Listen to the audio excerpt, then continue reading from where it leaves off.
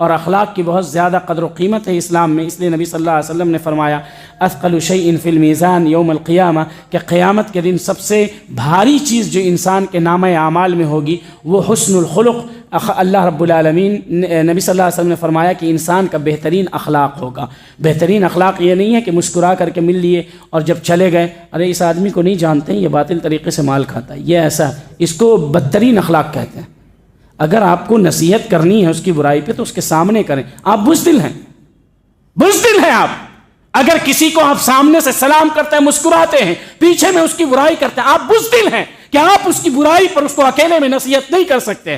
نبی صلی اللہ علیہ وسلم نے فرمایا خاص کر کے اس تعلق سے، یا معشر من آمن بلسانی ولم يدخل الایمان فی قلبہ، کہ اے وہ لوگ جو زبان سے اسلام لائے ہو، ایمان دل میں داخل نہیں ہوا ہے، لا تتبعوا عورات المسلمین، مسلمانوں کے گناہوں کو تلاش نہ کرو، مسلمانوں کے گناہوں کو۔ اور گناہ سے مراد بدعات والے گناہ نہیں ہے، گناہ سے مراد اس کے ذاتی گناہ ہے۔ لا تتبعوا عورات المسلمین، مسلمانوں کے گناہوں کو تلاش نہ کرو، لوگوں کو اس کے گناہوں کے بارے میں، اس کی برائیوں کے بارے میں نہ بتاؤ۔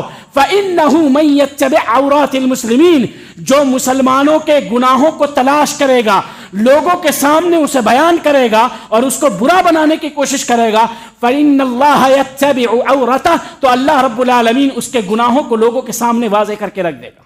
وَمَن يَتَّبِعِ اللَّهُ عَوْرَتَهُ يَفْضَحْهُ وَلَوْ فِي جَوْفِ بَيْتِهِ، کہ اللہ جس کے پیچھے پڑ جاتا ہے تو وہ گھر میں بھی بیٹھا رہے تو بازار میں رسوا ہو جاتا ہے۔ تو یہ جو عام چلن ہے کہ کسی کو کوئی گناہ کرتے دیکھا، کسی کے اندر کوئی کمی دیکھا، فوراً اس کو لیا، سوشل میڈیا پہ نشر کر دیا، لوگوں کے سامنے نشر کر دیا اور سب لوگوں نے اس کو قبول کر لیا۔ اگر کوئی میری برائی آپ کے سامنے آ کر کے کرے تو آپ اس کو کہیں بے وقوف ہو، تم اس گناہ کے اندر مجھے کیوں ملوث کرنا چاہتے ہو؟ وہ ہے، اس کے رب کا معاملہ ہے، اس نے گناہ کیا ہے، کیا اس کا رب توبہ قبول کرنے والا نہیں ہے؟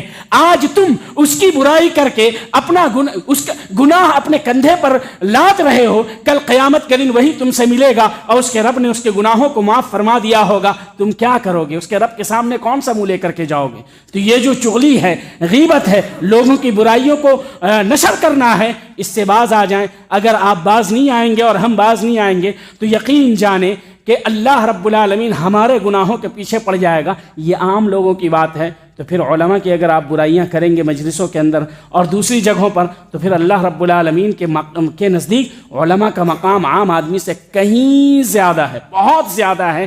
نبی صلی اللہ علیہ وسلم نے اس کی تفریق بیان کی ہے کہ جیسے عابد اور عالم میں ویسے ہی فرق ہے، جس طریقے سے چاند میں اور 14ویں رات کے چاند میں فرق ہوتا ہے کہ 14ویں رات کے چاند میں کتنی چمک ہوتی ہے۔ تو اس لیے حقوق اللہ کی تکمیل کرنی ہے، اسی طریقے سے حقوق العباد کی تکمیل کرنی ہے۔